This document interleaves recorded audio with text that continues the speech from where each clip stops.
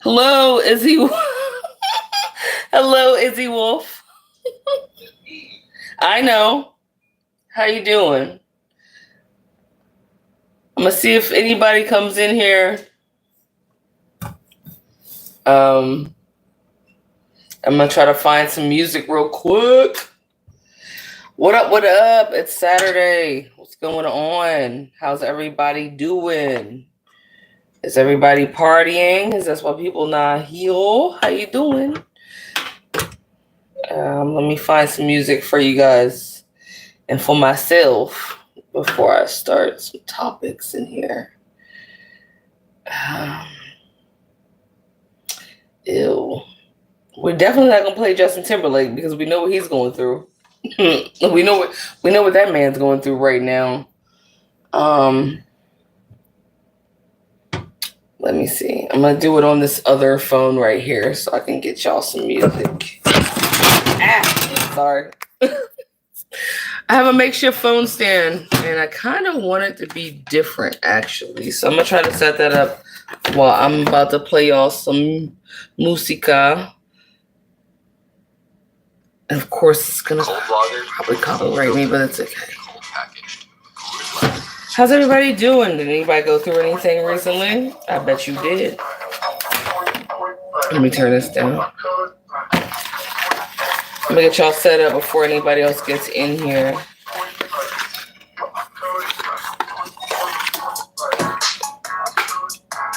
There we go. See if I can get y'all up here.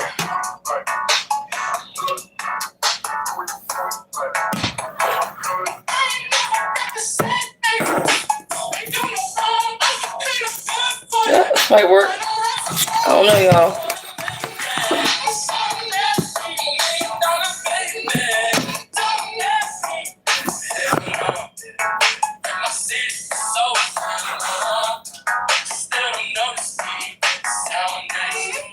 All right. Yo, what we doing tonight? What are y'all out there doing? How was your week? What's been going on? I'm gonna wait like maybe it's 11:04. I think by 11:06, we just gonna rock out regardless. We're gonna rock out without out, right? Regardless. And then I'm gonna hit up a subject that one of our fellow subscribers / survivors asked me to talk about that I have not yet talked about. All right. Nene, you on vacay? How you doing? What's up, Sarah? Hi.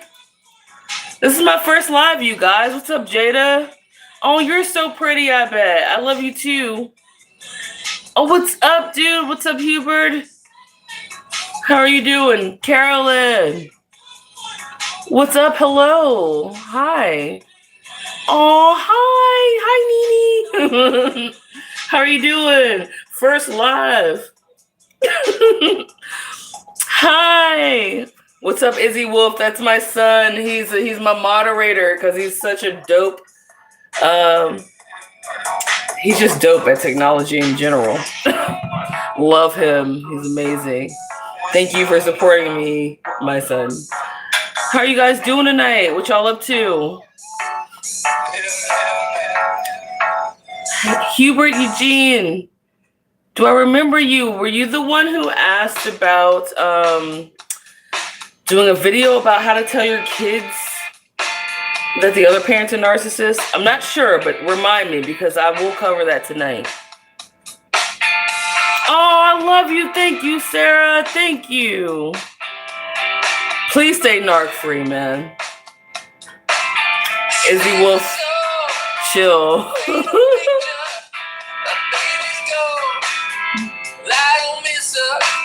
Let me see.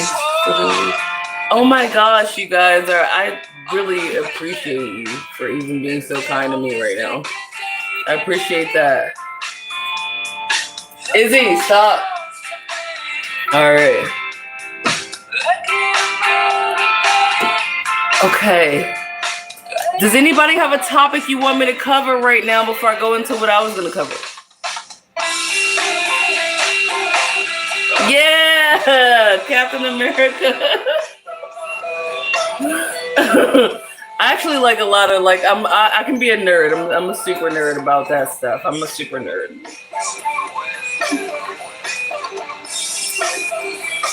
How you guys doing out there?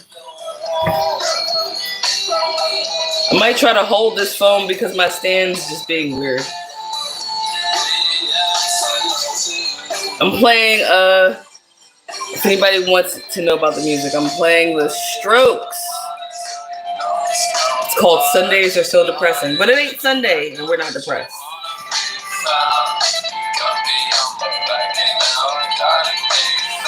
Alright.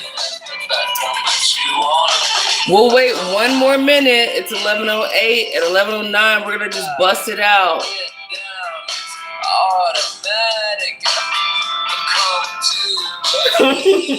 Rocking out with you guys is so cool in real time. I'm not even like amazing at technology or anything like that, so my mind is like blown just being able to like talk to you guys in real time.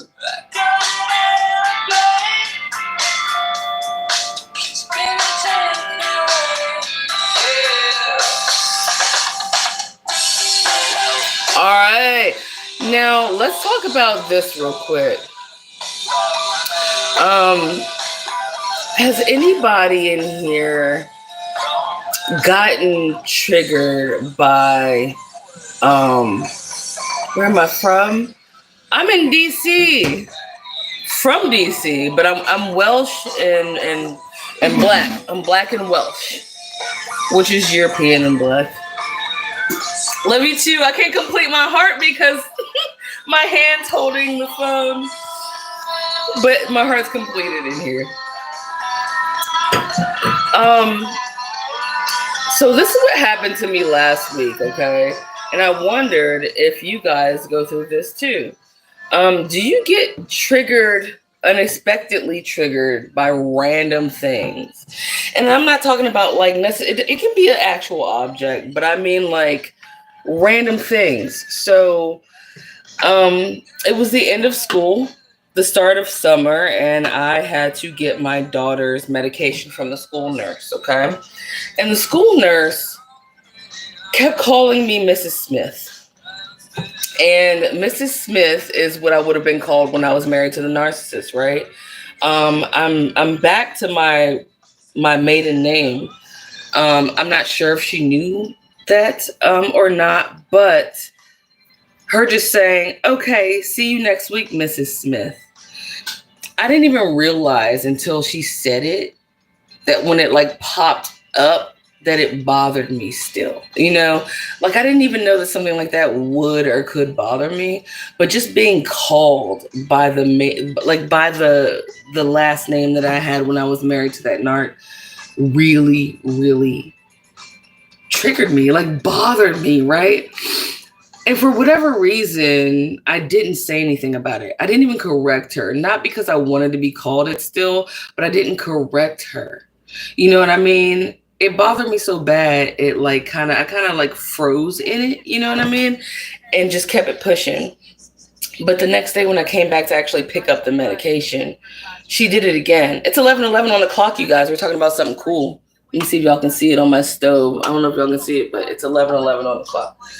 Angel number. Anyway, so she did it again. And she was like, all right, Mrs. Smith, I'll be ready with your paperwork. And I'm like, right? I was actually bothered that I was bothered. You ever get bothered because you're bothered? Like, I thought I was over this.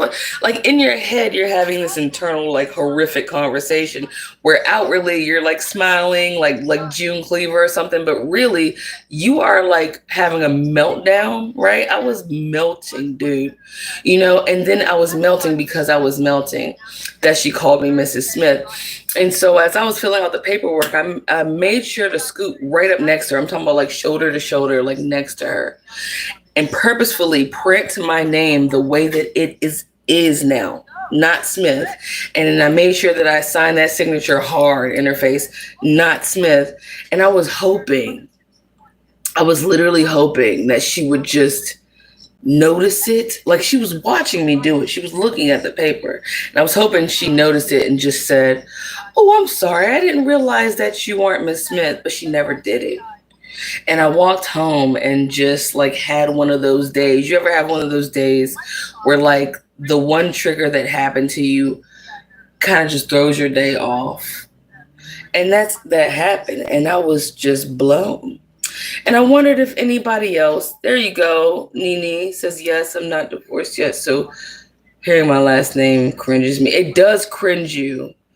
And you know what was weird about that, Nene, though, is it wasn't just cringe for me. You know what was extra cringe for me? Is that some part of me still got sad. Even though I don't want that person and I know that they're like a total monster, some part of me still got like sad. And then I had to confront, like, well, why are you sad? You know what I mean? But I think it was just like it forced me to remember. Even though you can't forget, you never forget. Like, I think we'll be old people. I mean, I don't want to put that on y'all, but I can see being an old woman one day and still some little thing, will take me to that place. You know what I mean? Because it's so traumatic that it almost attaches to you. Spiritually, it just takes you, like you said, it takes you back in time. Like it's like a permanent DeLorean, right? You're instantly in that time machine. If that narcissist always how well, I don't know if y'all are 80s babies. I'm an 80s baby. But I can still remember my grandmother's candy dish. I still remember that the brand of the candy, the brand was Brock candy. I still remember that it was butterscotch. It was all types of different candies, but it'd be like, if I saw Brock candy, which I have, I instantly think of my grandmother's house, right? Good or bad, even though it's good, I always think of that. And that just like forced me into this like sad state or whatever. And it really sucked. Did anybody else like really have something like that happen to them? And if so, what's yours, Other than that, I had a subject that I promised that I would tell. I told this person I would make a video about it, but they wanted me to address how to tell your kids that the other parent is a narcissist. Now, we don't all have kids with a I have one child with a narcissist, but in my case, he's not active, and I chose not to try to force him to be because it's just easier to not have contact with the other parent. But for those of you, I think you have to have contact with that other parent to some degree, or if you don't have contact, but your kids like really like that other parent and they don't really seem to understand like that the other parent's a full whole ass demon. The best thing to me that you can do is tell them the truth. Now, do I mean tell them the truth and be like, your daddy or your mommy is a whack ass bitch and she a whole, no, you can't talk to them like that. I would suggest you don't, but you can say something along the lines of, it didn't work out because, and then you can, in your way, like describe something along the lines of them being manipulative. You can also look up with your kids what a narcissist means. You can also look up with your kids what gaslighting means. Let them see it, show them examples, show them videos, not with people that curse like me, but people who don't curse or whatever. And let them like take it in for themselves. Also, I would go take them to therapy. I put my kid in therapy. I put myself in therapy. So that's what I did. And just as they grow up and have questions, tell them the truth. And even if that other narcissistic parent goes against you, and they will, right? They will. They'll reverse the truth. Trust me. So you can't avoid that. But what you can do is just still be there and tell them the truth. Because in the end, at the end of the day, for real, the truth is going to come out anyway. And they'll see it as they get older. Never bash the other parent. I don't care how much you want to. I know they deserve it. But like straight up, just give them solid facts. And then back it up with like things on the internet, books, whatever. All right. That's the best thing and the best advice I can give you. I'm still in the trenches for real because our daughter's she's 4 going on 5. So she hasn't gotten to that stage yet where she like really asked me about it. But my game plan for that though is to do it like that. You know what I mean? So you gotta tell the truth. You gotta be like, oh, daddy or mommy's a narc.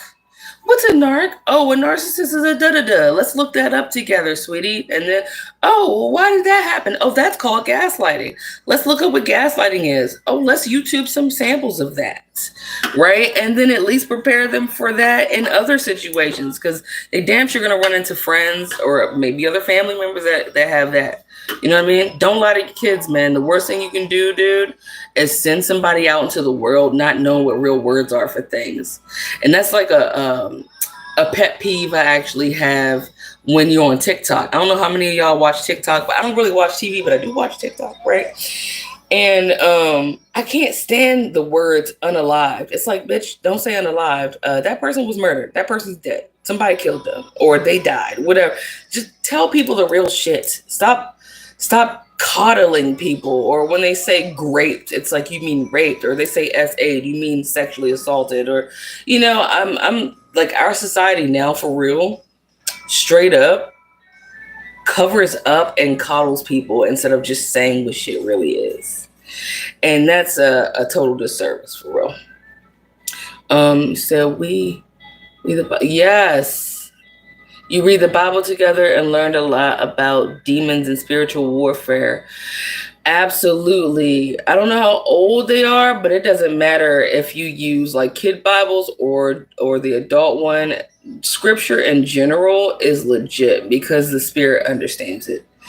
No matter how young you are, the spirit understands it. I read the Bible with my kids always, dude. I'll never stop doing that. Honestly, all of this stuff is spiritual warfare, y'all. Narcissistic abuse is total spiritual warfare. It's so insane too because like movies totally they tell it to us in our face. Y'all remember one of my favorite movies is Venom. Venom is one of my favorite movies. A symbiote, right? That is exactly what narcissistic abuse is like. Like the way that thing, like that black nasty mass, like attached to dude and got all up in him and became like him and refused to leave. Yeah, movies tell us that all the time. There's so many movies. Splice is a movie. Venom's a movie with some other movies that definitely put it in your face that we're in the end times and describe narcissistic relationships or whatever. But anyway, those were just some things I wanted to talk about. I did want to address that for that awesome subscriber that asked me about how to tell their kids that the other parent is a narc. And it's never going to be easy. My dad, for real, is still narking. And he's 71 now. He's still narking. You know what I mean? They actually get worse when they get old. If they're allowed to get old. And for some reason, they do get old most of the time. And that's another thing that we could talk about. I know a lot of y'all, I know myself included, get really frustrated and mad that they won't just die. And I know that you probably don't want to say that out loud, but I'm going to say it out loud for you. You get Jalen, I am single. You do get mad that they won't just like die, right? Not that you like root for people to die or whatever, but the fact that they get to like wake up every day means that it's another day that they're more than likely going to harass you. Right. And it sucks. It sucks to get to the point as a nice person to just feel like it would be easier if they just didn't wake up. You know what I mean? Like, you just like, damn, yo, you know, my ex-narc rode past my house today, hours ago. Right. And I'm just like, are you still waking up? Like, shit, you know, you get like just irritated at the fact that they're allowed to continue to exist because they're really just breathing air that people that are kind could be breathing. instead of them. And you're like, damn, you know? But they don't die. And I kind of feel like maybe they're being kept because demons like to torture people. Demons even like to torture narcissists, even though narcissists are demons. But I feel like maybe demons like to keep them alive so that they can watch the narcissist suffer. Demons aren't on the narc side. Demons think the narcissist is it's like a minstrel show. You know what I mean? They're like, haha, look at my puppet, whatever. But I think sometimes evil people get kept alive for the entertainment of evil entities, for real. So really, the narc thinks they're putting on a show for you, but they're really putting on a show for demons by staying alive and suffering from STDs. Most of them have STDs. Most of them are homeless. Most of them not only are homeless, but they're like couch surfers. Most of them wear clothes that other people have to give them because they own. I think my ex-narc had the same same 3 pair of underwear that I gave him out of my son's new underwear pack years ago. He probably still wears those same 3 pairs of underwear and rotates those with holes in them. You know what I'm saying? So I received a Hoover through email the other day, and it's been like 2 years. Like, they're never going to leave you alone. That's the thing. Hoovers continue to happen. My dad is a narc, and he sends Hoovers through the mail. He'll send it. Sometimes they'll send, well, in my dad's case, he'll send money. Not a lot of money, but it doesn't matter. Money's money. Money, stuff like money kind of ensures that if you're a nice person, you have to say thank you to them. So that means you have to contact them. So he'll do stuff like send money. My other ex-narc sent his work ID through my mail just so I can be like, hey, you got a job? Your work ID came through the mail. Stuff like that. You know what I mean? They always want to make sure that you know that they're not dead. Obviously, you know that, because if they did die, you would miraculously wake up happy. You wouldn't know why. You'd be like, anybody smell flowers? No. Yeah, if they were dead, you would know it. But nah, they like to make sure that you know that they're still kicking and that they still know where you are. They want your day to start off really bad. And if your day was really good, they want you to open that mailbox like you probably did, Nene, and thinking that you're going to get a bill or something. Instead of a bill, it's Mr. Narc, right? And they're like, and you're like, oh, damn. They want your day to suck just like that. They want your demeanor to go from here to here. Just by touching some mail that they touched. Speaking of that, I was looking at a TikTok where this dude was talking about voodoo, right? And he was saying how this warlock, he didn't realize this dude was a warlock, but he was at a carnival with his family, and this random man complimented him on being a good dad. He said, man, you look like you're a really good dad. Let me commend you on that. And he said the man shook his hand, right? And he said when that man shook his hand, within 3 hours time, he was in the hospital feeling like he was about to die from this splitting headache, right? And the only thing that stopped it from happening was his wife praying for him. But in hindsight, when you are touched by someone evil, even if it's through you touching the same male, people can put hexes and voodoo and stuff like that on you. I don't believe it can happen to me, because if you plead the blood of Jesus over yourself and you're saved, you're good. But the attempt is still there, though. The attempt is still there. And sometimes they will put their intentions on something that you have to touch, like mail, because anybody's going to go in their mailbox and just grab their mail and pull it out, right? It's not going to be till you sift through it after you done rubbed your fingers all over it that you go, oh, this is from somebody that doesn't mean me well, right? And by that time, if you don't have God, you have a hex on you. So stuff like that, getting touched by things even like mail, can get you. My daughter's on Instagram. What's this? Yeah, wearing oh, and he watched her. Wow. Wow. So Nene said, my daughter saw him on Instagram with his new supply wearing her Versace glasses that I bought her, and he watched her look for them before. You know what? You want to know something, Nene? It's so disgusting that my son used to get new toys all the time, right? And my son was miserable when I was married to this man. He was miserable. But one thing that cheered my son up was like a new toy, probably like a new anime toy or something like that. And his toys, the new ones, would always mysteriously go missing, right? And I'm 5'1", I'm short, and my son at the time was probably like 9, right? And like we had these like tall closet shelves or whatever that no one ever like really goes into. And so we would just be looking for these toys, and he'd be like, I don't know what you did with them or whatever.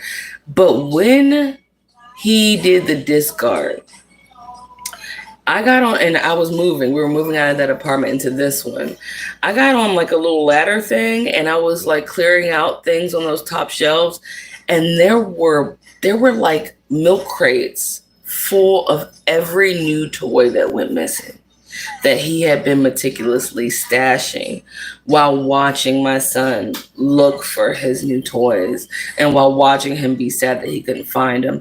And not only that, he would actually hide my keys to the apartment, and he would watch and help me look for them.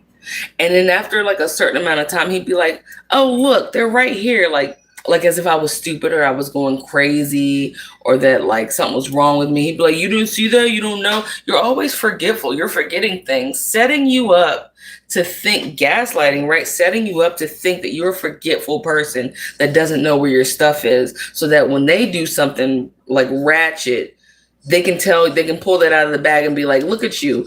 I mean, you forget everything. You don't even know where your keys are all the time. Like, I mean, remember, like every week you lose your keys, when really every week they're hiding your keys, right? That's gross, but they do hide things and help you look for them. And you're right, Nene, they do actually wear your stuff, and they wear it online later because, fortunately for me, I did not look at my ex's, social media. I never looked for his social media. I never wanted to see him again while I was healing when he left. So I was strong enough not to do that. But the one time I decided to, I never made it all the way into his social media, but I know just the icon, their picture, their picture that represents their page or whatever. It was him wearing like 5 or 6 items of mine. It was a shirt, some suspenders, a hat. It was a picture that was taken from inside of our apartment when we were together, and he was using that to attract like other girls. Not only that, if you have kids with a narcissist, they use pictures of your kids to impress the new supply, right? Even though they're not even taking care of your kids, right? When that new supply one time called me, I think it was like he had left December. It was 2 days after Christmas. He took the presents and he rolled out. That's when he killed my pet and put my pet in the freezer, right? So alongside that, about a month later, this woman called me. Well, she called me on Facebook Messenger or whatever. And she was like, we have a friend in common. And I'm like, any woman that says we have a friend in common, you don't know her, she's talking about a man. All right. You don't have no friend. I don't have no friends, bitch. Right? Bitch. Hi, how are you? Lakeisha Garland, what's up? Hi. Yeah, when a woman contacts you out of the blue and you don't know her and goes, we have a friend in common, she's talking about a man that obviously was yours or whatever, right? But she wanted me to contact her. I was like, nah, but she did contact me and I answered, right? And I was like, all right, because I'm curious. And one of the things she said was that he took her on a date, and she was saying that she saw a picture of our daughter. At the time, our daughter was newly 1 year old. Like, she freshly turned 1. And she was like, I was wondering why your daughter was so young in the photos. We're not going to get into how stupid she is for even not being like, yo, what's good? Like, are you taking care of you? Like, what's good with this little baby picture, dude? Like, whatever. But she was like, I was wondering why your daughter was so young. He was using pictures kind of like that's my puppy theory. You know how a man will be with a woman and the woman will have a puppy, and he'll start taking the puppy for a walk by himself. Now this man don't really give a damn about that little dog, right? But he knows the dog's cute, right? He knows that puppy's cute, and he knows that who likes puppies? Pretty girls like puppies. Women like puppies. So if I take this little puppy for a walk, that means every time someone squats down to pet the little puppy, that's a conversation. I can get their number. I look responsible and I look like a guy who's very sensitive. They use your kids' pictures to do the same thing. Even though they're not taking care of those kids, they're not in those kids' lives. I guarantee you, every narc parent has a photo somewhere of their child. Even if the child's 17 now, they'll have a baby picture of that child in their wallet, dude, or on their phone. And they will straight up use that, you know what I mean, to bait in, like you said, using the puppy as bait, totally. Just to be like, look at me, I'm a poor dad or mom, and I'm just trying to see my kid, and I love my kid, or here's the puppy thing. Well, yeah, I'm just walking my puppy. I love this little guy. Come on, Finley, or whatever the dog's name is, when really he wishes he can take that thing in the house and kick it and not feed it. Like, they don't care about that dog, right? And it's their girlfriend's dog. They'll never say, oh, yeah, this is my girl's dog. They're going to pretend like it's theirs. You know what I mean? It's the grossest thing on the planet, but that does happen. Right. So he showed that mistress a picture of our 1-year-old daughter, as a sample of how great of a father he was, that he keeps a photo of his daughter in his phone and look at us together. But he never said, oh, by the way, I abandoned that little girl less than a month ago on 2 days after Christmas, killed that little girl's pet, put it in the freezer because I'm a crazy piece of shit. And I'm just posing as a nice guy to get some ass and to live with you soon. That's, if he had told her the truth, that's what he would have said. That's what he would have said. He would have been like, hey, I'm 2 spoons short of a coffee of serial killer. Like, that's basically like what that dude is, right? And she fell for it. And then when you think back, did you fall for some of the same shit? Because I'll admit it, when I met him, he had a daughter, and he showed me after like a month, less than a month, he was like, oh, I have a little girl, you want to see a picture? And I was like, yeah, cool. You should have told me I'll fuck you had a kid, right? Straight up. And then I was like, oh, he showed me a video. I was like, oh, that's so cute. And then he gave me some lame ass story about not being able to see her because he was Native American and Irish and Black. So his dad was Irish and Native American. His mom was a ghetto Black bitch named, what's her name? Ghetto as shit. God, Juanita. Her name was Juanita. When you say her name, you got to say it like Juanita. That's how her husband would say it. Right. But anyway, yeah. So like he claimed that the child's mom, which was a white woman, right? And that her family was racist against him because he was not white, and they threatened him if he came anywhere near the child because he was Black or something like that. He just gave some elaborate ass story where it was super believable. And I was like, damn, because that does happen, you know? And him being the man, it's not unfathomable that a man won't win custody in court. So he made it seem like he went to court, didn't win custody, and that the family doesn't let him see the child because of his race. Turned out to definitely not be anywhere near, well, I don't think it was anywhere near the truth. Later on, when I looked up some court records via something called Maryland, because this was in Maryland Judiciary Case Search.com, which I should have just did off Bucks. Like, matter of fact, if you want to go ahead and get yourself like a Verify Me or whatever it is, do that. I don't care if It's the dentist, bro. Before you even go to the dentist, look that fool up and be like, is this nigga a murderer and shit? Put everybody in that shit, because had I looked that up prior to then, I would have seen like this slew of like not felonies maybe, but like definitely first and second degree charges he had back to back. Like dude had a grocery receipts long list of like things he had gone to jail for. And I wish I had checked before that. But yeah, if you date somebody that's mixed race or like a little bit like not your race, don't fall for the whole like, oh, I have a kid that I can't see because of my race bullshit. No, they can't see him because they're crazy. And more than likely, that other side of that family went to court and made sure that their ass couldn't get near that kid for various reasons that you will never know. Only them and God know. All right. Found out after I let him go. Oh, it was on America. Whoa, he was on America's Most Wanted New York. I got one for you. This ain't for. I was gonna save this one for y'all for Halloween, but I'll tell you now if you want to know about my serial killer story. This one's real. I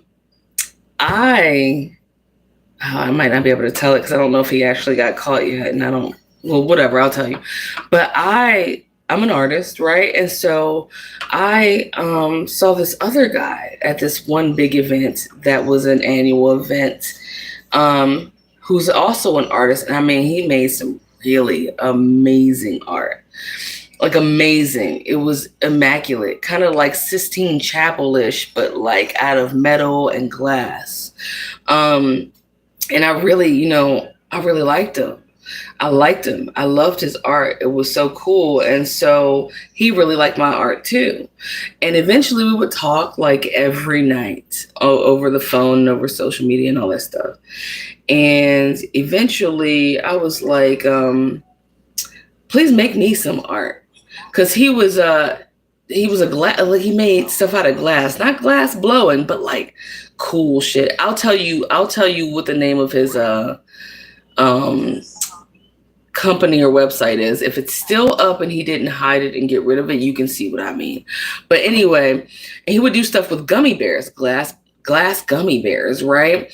And I was like, yo, all right, make me some art and I'll make you some art and we'll meet up and we'll trade, right? And so I made my painting and we met up, but we were to meet at his house. He picked me up at this metro station at the end of like the line. And then it was in like a blue pickup truck and we drove through like this wooded area to his home, right? And his home looked just like his art. It was really beautiful. It almost looked like a church, right? Like almost like a Catholic church, the way that it was set up from his art. And he was like, I got your pieces for you. I made you 2 pieces of art. Close your eyes. And I was like, I don't really want to close my eyes. And my son was sick at the time, so I really needed to get back home. I couldn't stay very long. But needless to say, God was on my side because he could have got me when I closed my eyes. And I think that was honestly his goal when I closed my eyes. But I traded him the art and he made me 2 distinct pieces. It was a glass box, 2 glass boxes. One box had a gummy bear in it that was made out of glass. And it was a crucifix made with 2 Band-Aids with actual blood on it, right? And hey, what's up, Kanita? Yeah, it was a crucifix stuck to the glass with blood on it from him cutting his finger, making it for me. But I like creepy shit, so I was like, I can appreciate that. And I'd written him a letter of appreciation for his art, which he then copied that letter and ingrained it in the glass, in the background of this piece. And at the bottom of this glass box, there were magnets and a bunch of razor blades, double-sided razor blades. So whenever you shook the box, the razor blades would stick in different directions, right? It would like change. And so I was like, all right, cool. The other box had a gummy bear and on a flat surface that was like pink swirls. And the pink swirls later on, when I was like, what'd you make those pink swirls with? The pink swirls turned out to be resin and blood. And I was like, wow, bro. Because, like, where'd you get that blood from? But you don't ask people stuff like that when you're trapped in their house. You talk about that shit to God when you get home. So I was like, well, I really need to go or whatever because, like, you know, my son's sick and we traded art, so let me go home, right? He was like, yeah, okay. But then he was like, well, I got to go downstairs and get something. Now, I felt like someone else was in that house. I felt like two people were in that house. Now, mind you, I'm intuitive and I'm an empath. So when I walked in that house, I felt the presence of two women. But then I thought back, he said he lived with his mom, like his mom lived with him, and I thought she might just be out getting something or doing something. So like he was on his way down into the basement and there was art lining this spiral basement staircase and I wanted to see the art. So I started walking behind him and he turned around and he was like, no, don't come. You can't come down here, like frantically. And I'm like, okay. And he was like, it's just really messy. And I was like, oh, okay. Oh, all right. I understand. Every artist wants to protect their workstation or whatever. But later on, my mom, random occurrence, was talking to her friend's friend, and her friend's friend worked as a clairvoyant psychic. And the friend's friend said, you know, you should tell your daughter she was in the presence of a serial killer. And tell your daughter that had she gone anywhere else in that house, he would have killed her because his mother and ex-girlfriend were buried in that basement. And that was like the craziest shit ever. I'm just touching on your story about the America's Most Wanted because it's like, how do you know shit like that, right? But it made so much sense that not only did he talked not fondly of his ex-girlfriend all the time, and how he used to be with this Asian girl that pissed him off and left him. And he just really couldn't seem to get over this ex-girlfriend who was Asian that left him. But like, she disappeared. Why did she disappear? Because he fucking killed her. And she was in that basement that he didn't want me to go into, that I found out later she was there. That was the feminine presence that I picked up on when I got in the house. And the reason why I felt his mom in the house is because he killed his mother too. And she was also in the basement. And had I gone any further in that house, I would have also been in the basement. So there's that. But needless to say, anybody who tells you bad things about an ex, run. Because people that are healed, you know, if you ask them, they'll talk to you about it, maybe to a certain degree, and then they'll be like, look, I'm over that, I ain't talking about that, right? But anybody who just really, really gets in deep repeatedly about how their ex pissed them off and left them or bothered them, you need to go, because you have no idea what's going on with that, but you know it ain't good. So don't deal with nobody that talks about exes, not to that degree. And one other odd fact, he talked about how she was Asian, right? He had two hairless cats named Ling and Ming, and they acted really funny in the house. And now in hindsight, the reason why they probably acted funny in the house is because he had killed their owner, which was the Asian girlfriend. That's why the cats mysteriously had these Asian names. And they were really strange around him. And he didn't really want like me petting them. He was kind of like coveting these two cats as if they were gonna tell on him or something. So yeah, no, you're right. Lakeisha, she didn't leave him, and neither did the mother. He killed both of them, and they were in the house. That's That's why when we would talk every night, he always talked about going downstairs to work.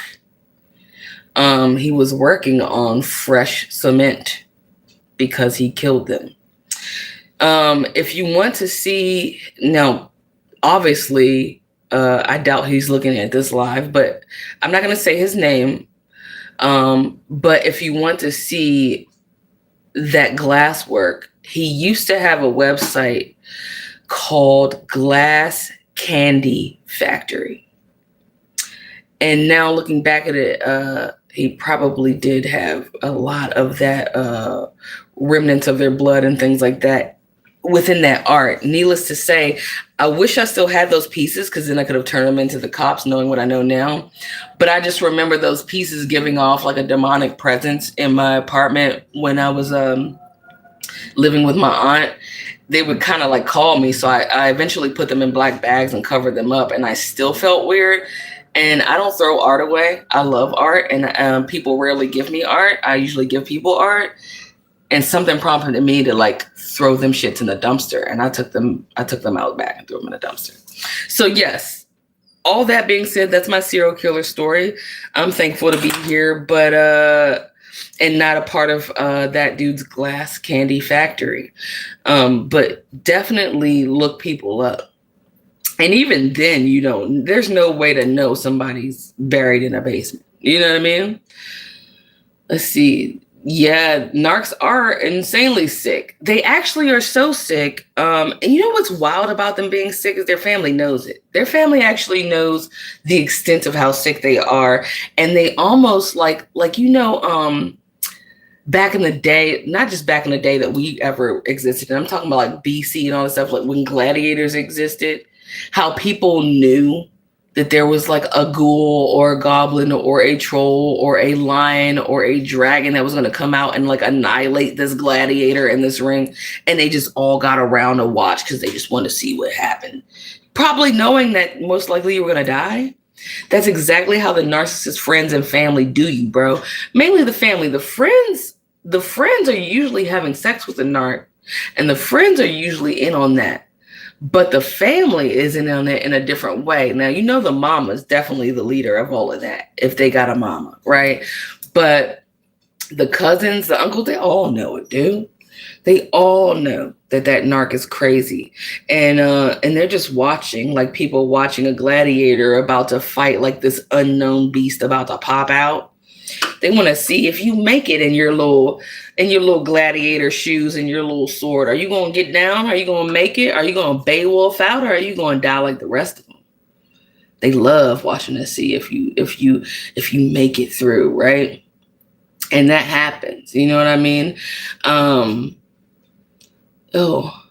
always was with him because he always had a weird smell, but I always deemed as pedophiles. Shh. Pedophile. Let me tell you something about. Let me see who said that. Yeah, pedophiles, rapists, pedophiles, demonically possessed people. I'll tell you how you can tell them even without the smell. They have the same eyes. Okay, they have the same eyes. They're like. I'll give you an example. You know that SpongeBob dude that who's that gross chick? She looks like a child, but she's not, and she's always sleeping with somebody's husband. Who is that girl? She's a singer. Jeez, Ariana Grande. You know that SpongeBob dude that Ariana Grande is with now? If you don't have the ability to do it while we're on this live, go look at him when you're not on this live. Go look at that dude's eyes. You know, that pitch black, straight up black, just like I can't even do it, but the circle that's just like that pitch black, almost like extra large pupils, almost like slightly larger than normal pupils, straight black. They always have that. Where like when you look at it, you feel weird from here to in here, somewhere within here, you just feel not okay. Like you would not ever purposefully leave a child or a animal or an elderly or defenseless person or thing with them, you probably wouldn't chill with them by yourself anywhere, because that look that they have where it's just like not quite there. It's that look where they're just like, and they're somewhere else. You know who's getting that look? Like crab eyes. Yes, thank you. Like crab eyes. Definitely like crab eyes, especially the crabs that have the Mr. Krabs ones that like stick up like that. Those just like eyes. They are always predators. They always look like that. And you know who's starting to get that look is Justin Timberlake.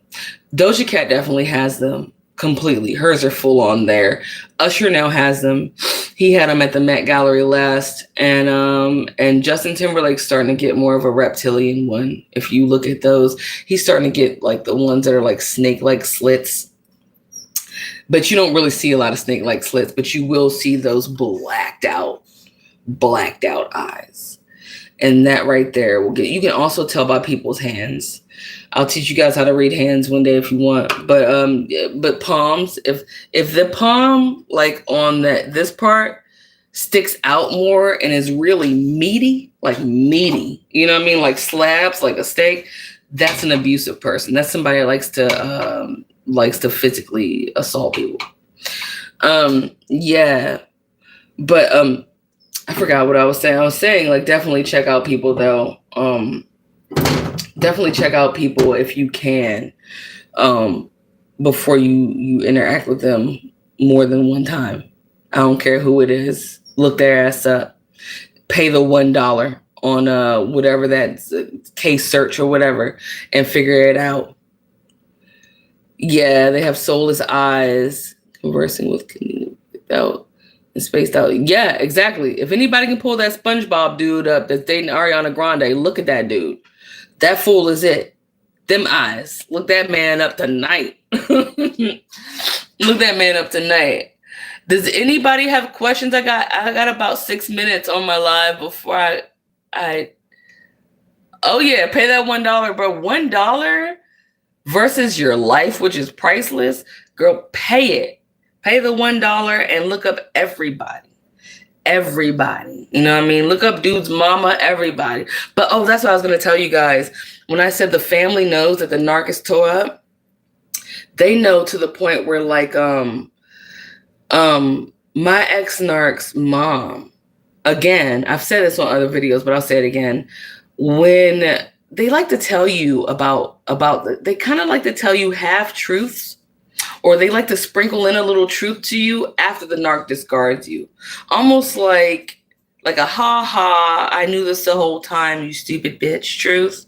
One of the things they do, like my ex-narc's mom, before I cut her ass off, she liked to call me randomly. It'd be like randomly at random hours of any day, and randomly just tell me random things about him, right? She would sprinkle it into normal conversations. She'd be like, yeah, he did kill that girl's cat one time. And I'm like, why would you openly tell me that he killed someone's cat now? And as opposed to openly telling me that when it would have benefited me. You see what I'm saying? Or she'll be like, oh yeah, we did pick him up for Thanksgiving in Maryland at this other girl's house, and this is what she was wearing, and she had on these shoes, and those shoes were cute, and her name is da-da-da, and she lives there, and he's been dating her for this long, and she's got all this information all of a sudden, instead of having told me what I should have and needed to know when I first started dating him. You know what I mean? And that's just, yeah, you see that dude's eyes, yo? Gross. Gross. You know who else has them? Zuckerberg has them shits. Zuckerberg has them shits too. That's somebody that would completely drink child's blood. Disgusting.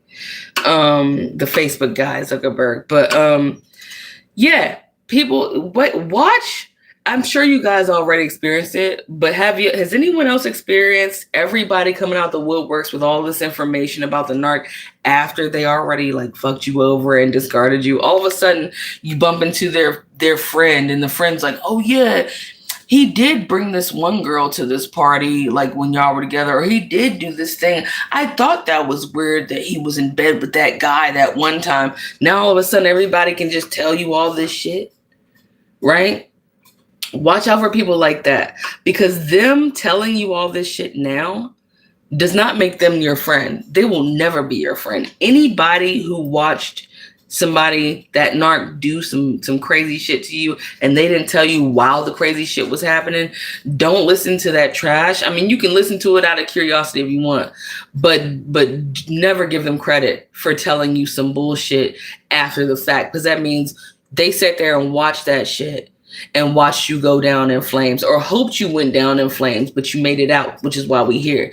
But the hope was they watched the show with the narc. So don't trust anybody who tells you anything, any information after the discard, because anybody who tells you information after that discard is a op. Period. Point blank. Fuck them. Right. Yep, you're right, Nene. Flying monkeys, like top tier flying monkeys. And even weirder, the flying monkeys that be the worst don't even be the ones that you really like suspected for real. In my case, my ex-narc was sleeping with his best friend, and the best friend would have been number one suspect, but it was the best friend's cousin who was a mutual friend, who acted like he didn't have anything to do with either of them really, who randomly later on was like, oh yeah, I did see him do that, and I did see him do that. And it's like, you know how many times you dap me up in passing on the street? How many times you might have ate at my house? How many times you were like, hey sis, or gave me a hug? And you watched this whole thing. So it wasn't even the usual suspects. It's the unusual suspects that you got to watch out for. It's not the main ones. It's the ones that be on the side that look like innocent bystanders that usually know the most and totally helped in watching you go down, dude. And it's disgusting. And honestly, the more you heal and the longer, like the more time passes, the more information is going to start falling on your lap when you're not even looking for it. And the more it's going to get wilder and wilder. And the people that you find come out the woodworks are going to be wilder and wilder because of who they are. You're going to be like, I cannot believe.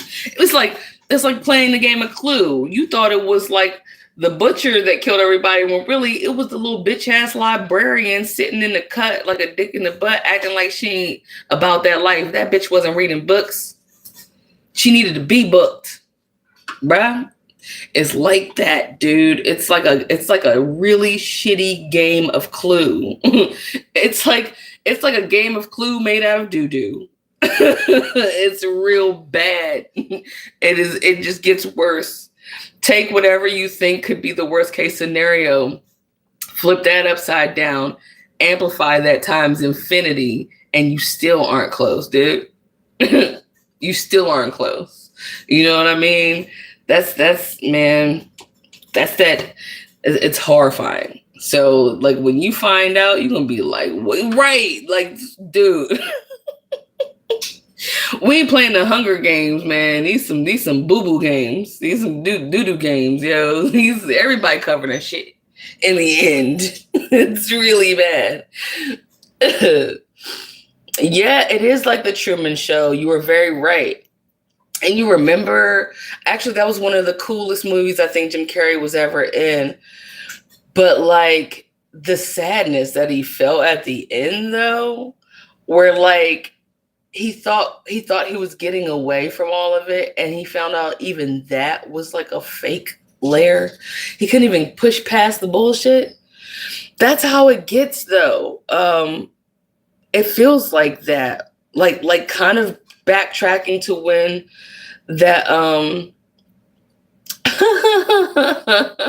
yeah, kind of backtracking to when I said that nurse called me Mrs. Smith when that was my name when I was married to the narc. It's like I'm on my way to being 5 years out, and here we are again, where just some random bitch says something dumb like that's not my last name. You know what I mean? That's not my name. That's not my name, right? But no, like that, like, you know what I'm saying? Shit like that. When you think you done push past all of it, and it's not by chance. You think the devil doesn't know what you don't like? You don't think he jumps into shitty people that just happen to be where you're at to say that one thing that sets you off, to remind you of what you've been trying to get out of? You're like, really? It'll be like the most random, you know what I mean, occurrence, but it's not random. The devil knew to put that nurse there to call me that. You know what I mean? At a time where I'm just trying to like get my baby's medicine and get up out that school. So don't be surprised, you guys, when things like that happen to you. It will keep happening to you, which is in turn, it's kind of a good sign because it lets you know you're getting closer to the end of getting out, like getting out. Whenever the devil throws that rando at you, that's how you know. You know what I mean? Like playing Mario Kart, you about to get to the finish line and somebody farts out a fucking turtle shell and you're like, oh, you know, your car's like, fuck. It's like that, you know, if you're somebody that plays video games. I'm not like a total gamer, but like at all, but Mario Kart's cool. Anyway, yes, it will blow your mind. Every fucking day, dude. Every day something random happens. Every day, dude. Honestly, you ever sit there and like you'll be doing anything in the whole entire world and you'll in hindsight realize certain things were in your face like the whole time. You're like, whoa, hold up. When that girl said this, she was really giving me a clue about that. Holy shit. It was in my face. Dude, that happens. And you'll be like, I cannot believe I was getting played in my face like whole time. Let me see. And it didn't say. Yeah, y'all. It's all right. We're going to be all right, though, right? It's really awesome to see you guys in real time. Yo, when you start putting shit together, dude, you're going to be like, what? Like, what? Like, what? Like, because narcissists will tell you what they're doing to you in your face, but since you're not aware that you're with a narcissist yet, you don't even realize that they're telling you the clue. Like when my ex was like, he was like, he was looking out the window. He said, I really want a moped. I'm going to get a moped. I want a moped one day. He was really telling me, I'm already having sex with someone behind your back that has a moped. And I'm close. I'm almost close to getting her to give it to me. Because the minute that he did the discard, he was on a moped. But how would I know from him looking out the window going, I really want a moped? How would I have known that he was already having sex with someone that had a moped that he was close to getting them to give to him? Shit like that. Right. A couple of weeks ago, I was getting some barbecue. I thought I saw my ex. Do you know most awesome? Yo, do y'all find, okay, the barbecue thing, you find yourself feeling like you're paranoid? Don't feel bad if you feel like you're paranoid, okay? I'll tell you one thing real quick about what happened when I went to pick up my kid's medicine and that nurse called me Miss Smith, right? Instead of me just being triggered by her calling me the last name that I had when I was with my ex-narc, my mind went beyond that. My mind went to, well, he has sex with everybody. I wonder if he had sex with her. I wonder if he had sex with this nurse at my kid's school and she's looking at me weird and calling me that just to trigger me. Is she another person that he had sex with? He has sex with everybody in the neighborhood. Shit, he's had sex with some of my neighbors, some people that I thought were friends, some bitches across the street. I wonder if she's one of them. That's how you be feeling, dude. When like you get to the point where you're like, everybody's a suspect. You remember the movie Scream when the dude Seth Green or whatever, I don't know what Seth Green, whoever his ass was, when he was like, everybody's a suspect. You get like that, and you're not crazy. But literally, that narcissist like literally slept with so many people, and everybody that you thought was cool was in on so much shit that like you get to the point where if something triggers you in like a grocery store, you whole ass think that the clerk probably fucked him too. You really believe it. You're like, that bitch know too. Like, cause honestly, you might be right. That's the crazy thing about it. You might actually be right, dude. Do you know what I'm saying?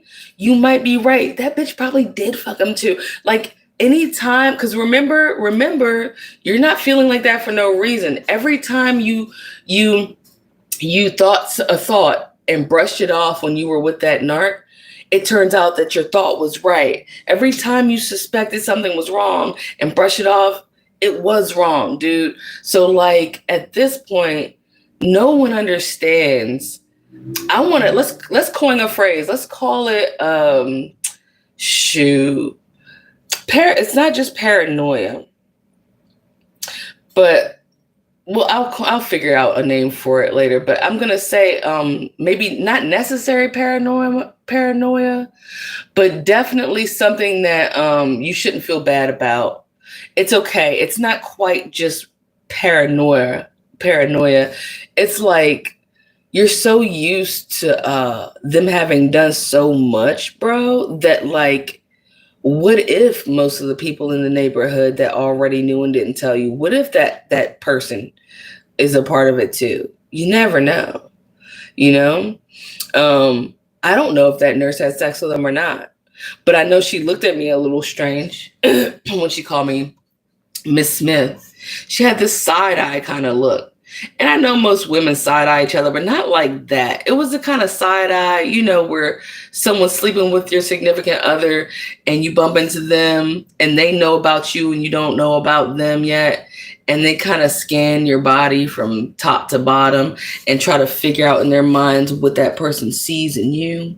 It's like that. It was like that. Oh, thank you. Thank you, Mr. Wrong One Biatch. I'm not saying that about you, but that's your handle. I like it. Thank you. I actually got this nose ring made for me in Israel. It's got a piece of amethyst in it for peace. And I thought it was cool that it came from Israel. But yeah, you know what I mean? That look that people give you when they're wondering. Now you know that when you were with that narc, did you ever notice a bunch of people looking at you funny and you're like, what the fuck is wrong with them?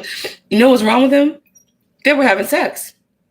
You didn't know that they were having sex with all these people, but all those people were staring at you that way because they wanted to see what that person saw in you, and they were scanning you. Unfortunately, they were scanning you, and you just thought the neighborhood had a problem with their eyes, right? Everybody need LASIK surgery. What's going on, right? Yeah, but no, the neighborhood didn't have a problem with their eyes. The neighborhood had a problem with their crotch, and it was because they were all interconnected, genital swapping with the narc. That's what was happening. Right. Life feels like a bad Lifetime movie dealing with the narcs. It does feel like a bad Lifetime movie, honestly. Honestly, a bad Lifetime movie would probably be an upgrade to whatever it is we got, right? Damn, you be like, the narc makes it so bad, you be looking for a ladder. Let me walk under that ladder. Damn, let me break a mirror on purpose. I hope a black cat walked by. Shit.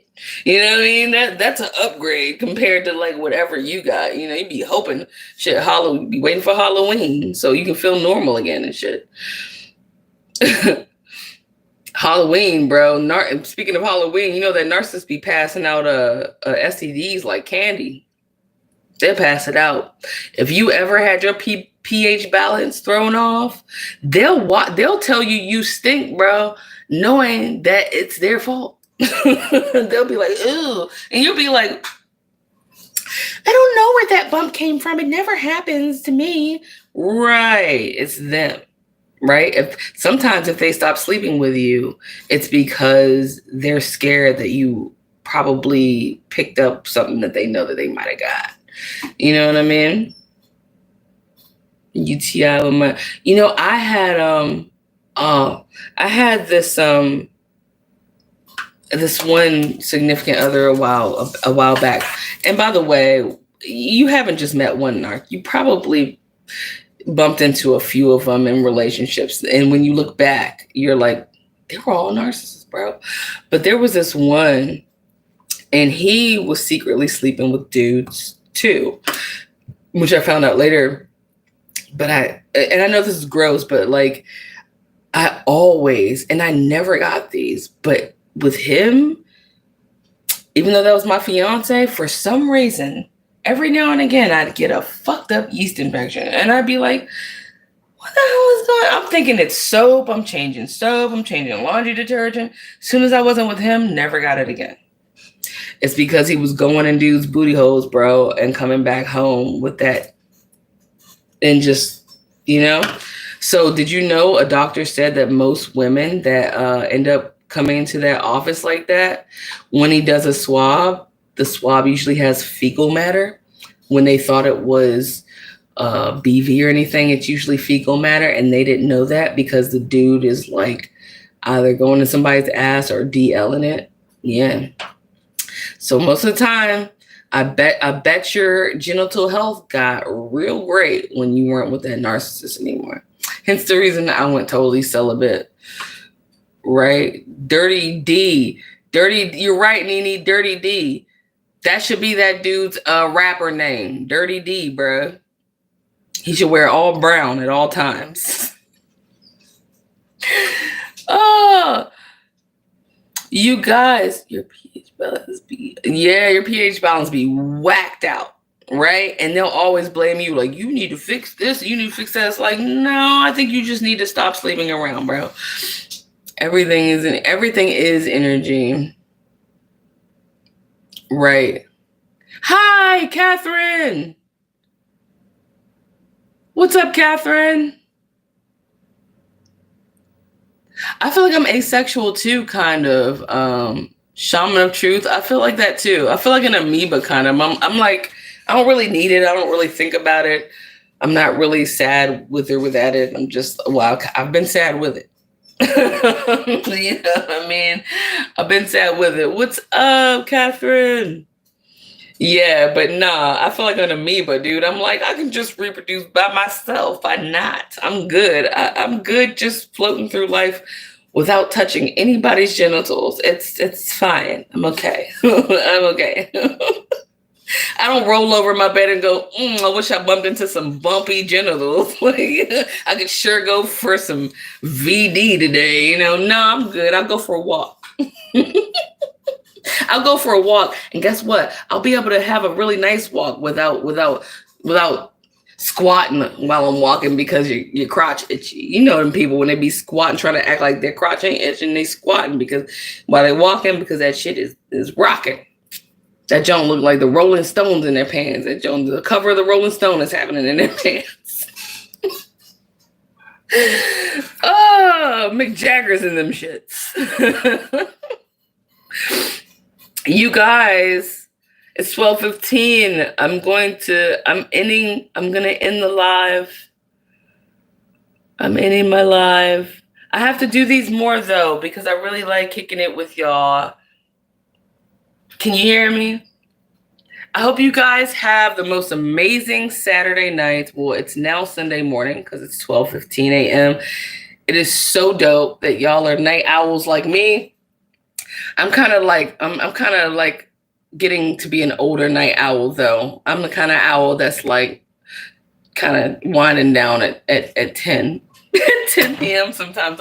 Because you know that sleep, you don't get sleep when you're with the narc. So when you start to be able to sleep, you value it so much, man. When you start to actually be able to go to sleep, that is awesome. Because when you're with that narc, and even a year or two after it, you don't really sleep very well.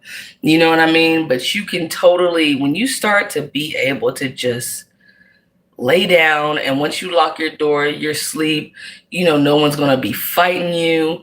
No one's about to start anything. No one's gonna be loud or making it impossible to sleep. You value that sleep. Peace is the bomb. And then when you get some peace, man, keep it. You know, peace is so priceless. I swear, dude. That's what old people be talking about when they're like, I don't care. I like my peace. That's what they're talking about. And I've been through so much shit that peace and just being able to sleep is mad priceless. So I pray and wish you guys just the best, most peaceful night ever. Love y'all. And you really can't pay for peace. You really can't. You are so right. There's nothing like it. There's not even opening your refrigerator and your food's still in it. Cause them narcissists like to eat up all your shit. Right? They like to eat up all your shit. And they be having secret drug and sex habits, all right? You know that. They eat the hell out of it. So just to be able to like open that fridge and no one ate up all your shit, to know that your credit cards are still in your wallet, you can leave your purse out on the table or something and they didn't steal that or so, you know, just being able to be in your bed is awesome. I have CPTSD, complex post-traumatic stress disorder and all that stuff, but I'm working on that. And by the grace of God, we're all going to get through it together. But yeah, I still don't like certain things like crowds and shit. I used to love them. I used to love being around a bunch of people at the same time, like just at all times. I love it. But like now, man, just going to the grocery store, if I'm in it too long, I'm like, oh, fuck it. I don't eat bread today. Whatever, I'll leave. You know what I mean? I don't like being up under people too much. I'll leave that bread in the store, girl. Fuck them sandwiches for them kids. Damn it, no PB&Js for lunch this week. Shit. I'll get it tomorrow. You know, I calculate what I'm going to buy in the mall. If I even go to the mall, I calculate how much that shit costs. I pinpoint where it's at in the mall. I walk in as fast as possible, buy that shit. Here's the money, and I'm out. Fuck that. Peace, right? All right, love you guys. Have a great night, y'all. Y'all are awesome. Stay rock steady, all right? Love you guys. I don't really know how to I don't know how to do my jump, but I'm gonna stop streaming. Love you.